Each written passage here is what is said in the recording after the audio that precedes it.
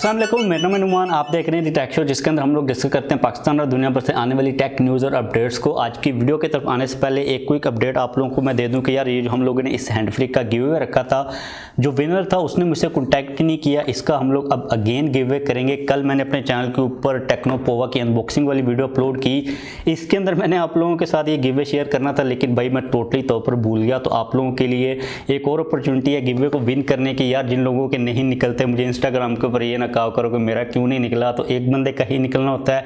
आप लोगों को मैं टेक्नोपोवा की अनबॉक्सिंग वाली वीडियो का लिंक नीचे प्रोवाइड कर दूंगा। आप लोग उसके नीचे जाकर एक कमेंट कर दीजिएगा, क्योंकि जो गिव अवे का विनर होगा हम लोग उसी वीडियो से चूज करेंगे। उसके अलावा आप लोगों ने मुझे इंस्टाग्राम के ऊपर फॉलो कर लेना है, और यार इंस्टाग्राम को चेकआउट करते रहा करो। अब ये जो बेचारा विनर था उसने देखी नहीं स्टोरी। अब मैं बार बार तो इंस्टाग्राम के ऊपर स्टोरी लगा नहीं सकता, क्योंकि फिर जो लोग हैं वो इरिटेट होना शुरू हो जाते हैं। तो आप लोग नीचे उस वीडियो के कमेंट कर दीजिएगा, आप लोग गिव अवे के अंदर पार्टिसिपेट हो जाओगे। और जो गिव अवे का विनर होगा उसको मैं बहुत जल्द अनाउंस कर दूंगा। आते हैं आज की रेगुलर टेक न्यूज़ और अपडेट्स की तरफ। पहली अपडेट काफ़ी इंटरेस्टिंग आ रही, जो कि आ रही है गूगल की तरफ से। अब गूगल सर्च के अंदर आप लोगों को ऑप्शन मिल जाएगा, आप किसी भी सॉन्ग को सर्च कर सकोगे। ये फीचर मुझे काफ़ी ज़्यादा कमाल का लग रहा है, क्योंकि बाज़ औक़ात मेरे साथ ऐसा होता है कि मेरे माइंड के अंदर कोई सॉन्ग चल रहा होता है, या फिर कोई वैसे भी हम लोगों ने नोटिस किया है कि सॉन्ग कहीं पर चल रहा होता है और हमारे माइंड के अंदर आता है यार ये कौन सा वाला सॉन्ग है। अब इसके अंदर सीन ही होगा कि गूगल सर्च के अंदर आपको एक ऑप्शन मिलेगा, व्हाट्स द सॉन्ग। इसके ऊपर जब आप लोग क्लिक करोगे तो आपका जो माइक है वो ऑन हो जाएगा। आपके माइंड के अंदर अगर कोई सॉन्ग है, आपको उसकी ट्यून वगैरह कोई समझ आ रही है, आपने थोड़ी सी हमिंग करनी है, इस तरह कोई गाना आपने मतलब उसको सुनाने की कोशिश करनी, या फिर आपको जितने भी लिरिक्स आते हैं जब आप लोग बोलोगे माइक के अंदर, तो जो गूगल सर्च होगी वो क्या करेगी कि आपकी आवाज़ को कोड के अंदर कन्वर्ट करेगी। ये जो हमारे बाइनरी कोड्स होते हैं, डिजिट्स होते हैं, इनके अंदर कन्वर्ट करेगी। उसके बाद इसको सर्च करेगी। अब इसके अंदर ये सीन चल रहा पूरा कि अकॉर्डिंग टू गूगल के जितना भी डाटा पड़ा हुआ गूगल के अंदर, जितनी भी आवाज़ें पड़ी हैं वो एक स्पेसिफिक कोड के अंदर पड़ी हुई हैं। ये आपकी जो हमिंग होगी, आप जो इसको लिरिक्स बोलोगे, उस कोड को सॉन्ग के कोड के साथ मिलाकर आपको बताएगी कि भाई ये वाला सॉन्ग है, आप इसको डाउनलोड कर लो, या फिर सुनना है आपने तो आप सुन सकते हो। ये चीज़ मुझे काफ़ी ज़्यादा कमाल की लगी। आप लोग नीचे कमेंट्स के अंदर बताओ कि आपके साथ भी कभी ऐसा हुआ है कि आपके माइंड के अंदर कोई सॉन्ग चल रहा हो, या फिर आपने कहीं पर कोई सॉन्ग सुना हो, आप सोच रहे हो कि ये कैसा सॉन्ग है। अब ये वाली जो अपडेट है आपको एंड्रॉयड के अंदर और जो iOS है दोनों के अंदर देखने को मिल जाएगी, और आई थिंक इन्होंने रोल आउट करनी स्टार्ट कर दी हुई है। आप लोग वहाँ पर जाकर टेस्ट भी इसको कर सकते हो अगर आपके पास आ गई है तो। अगर नहीं है तो बहुत जल्द आपके पास ही आ जाएगी। उसके बाद अगली अपडेट यहाँ पर आ रही है पाकिस्तानी कस्टम्स की तरफ से। भाई ये काफ़ी एक अच्छा काम करने वाले हैं।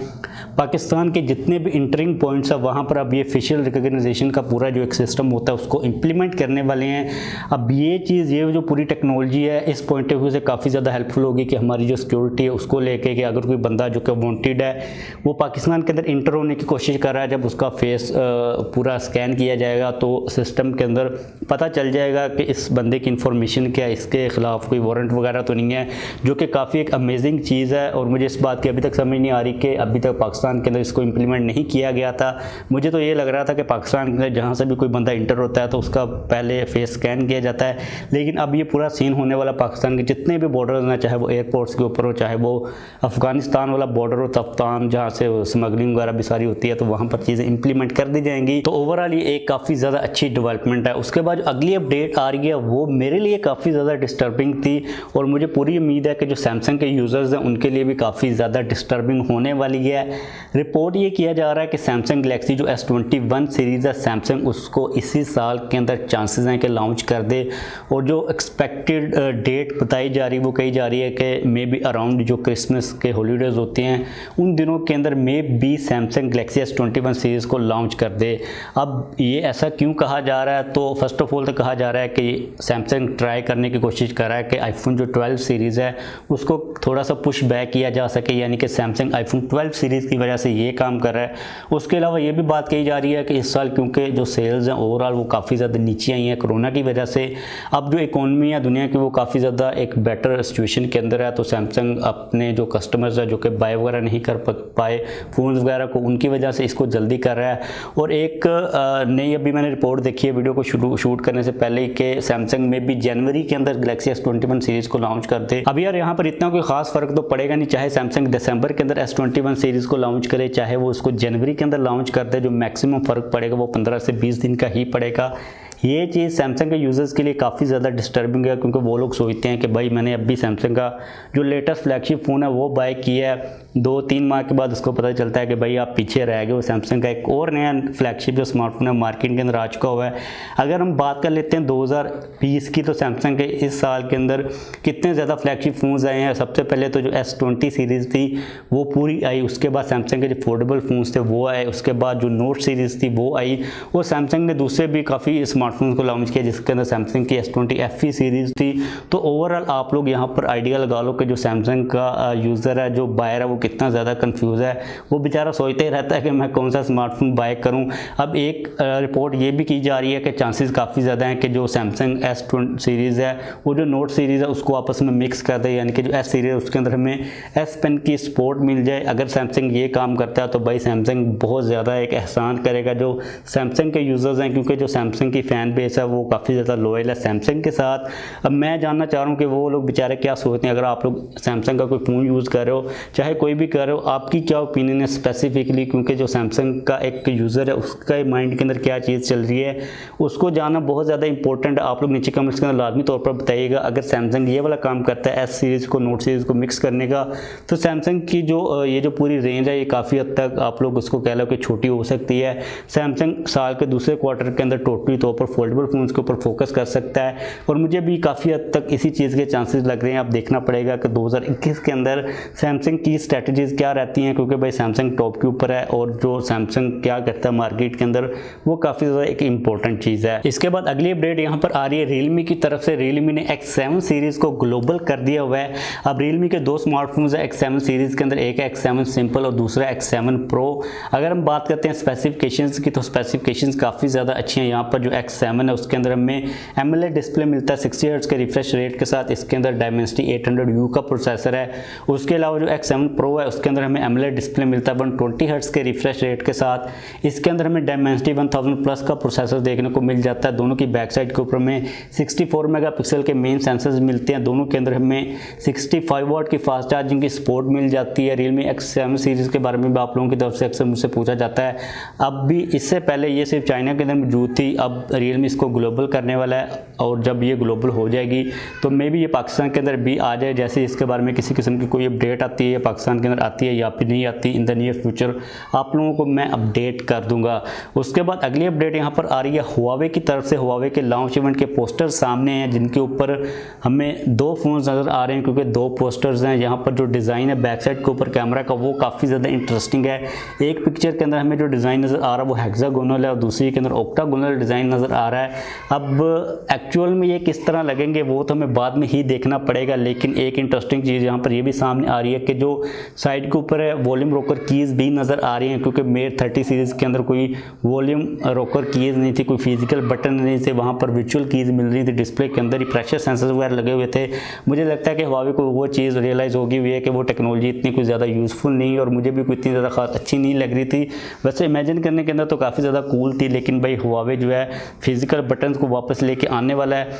अब यहाँ पर एक पिक्चर का सैंपल भी सामने आ रहा है, यहाँ पर आपको वो मैं शो करवा रहा हूँ। जो दिन के अंदर चाँद है उसकी पिक्चर को क्लिक किया गया। आप लोग यहाँ पर आइडिया लगा लो, पहले Huawei ने रात को चांद को जूम किया था, अब भाई Huawei Mate 40 सीरीज़ के अंदर दिन के अंदर भी चांद को जूम करने वाला है। और जो पिक्चर की क्वालिटी मुझे तो फोटोशॉप लग रही है, लेकिन कहा यह जा रहा है कि ये Huawei Mate 40 की है या फिर Mate 40 Pro की पिक्चर की क्वालिटी है। चाइना से बेसिकली इसका सोर्स है। अब यहाँ पर मैं काफ़ी ज़्यादा एक्साइटेड हूँ Huawei Mate 40 सीरीज़ के कैमरास को लेके, और देखना पड़ेगा कि Huawei अपने लॉन्च इवेंट के अंदर Mate 40 सीरीज़ के कैमरास के कौन कौन से हमें सैंपल्स दिखाता है।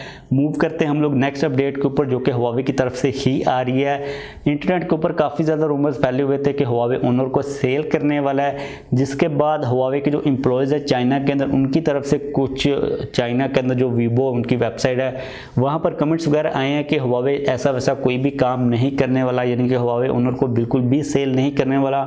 ये कोई ऑफिशियल स्टेटमेंट नहीं है, मतलब Huawei ने इसको रिलीज़ नहीं किया, लेकिन वहाँ पर जो चाइना के अंदर उनके कोई एम्प्लॉयज़ हैं वहाँ से उन्होंने ये बात कही है।